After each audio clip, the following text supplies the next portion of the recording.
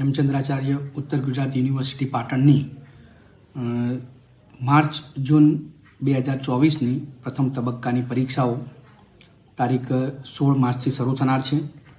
પ્રથમ તબક્કામાં સ્નાતક કક્ષાની સેમિસ્ટર 6 તથા અનુસ્નાતક કક્ષાની સેમિસ્ટર 4ની પરીક્ષાઓનું આયોજન કરવામાં આવેલ છે।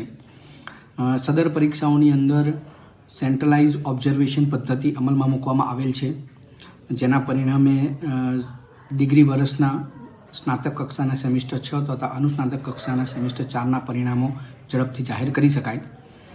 સદર પરીક્ષાઓની અંદર અંદાજિત 71,000 જેટલા વિદ્યાર્થીઓ પરીક્ષા આપનાર છે અને સમગ્ર ઉત્તર ગુજરાતના 5 જિલ્લામાં થઈને અંદાજિત 120થી પણ વધારે પરીક્ષા કેન્દ્રો ઉપર પરીક્ષાનું આયોજન થનાર છે।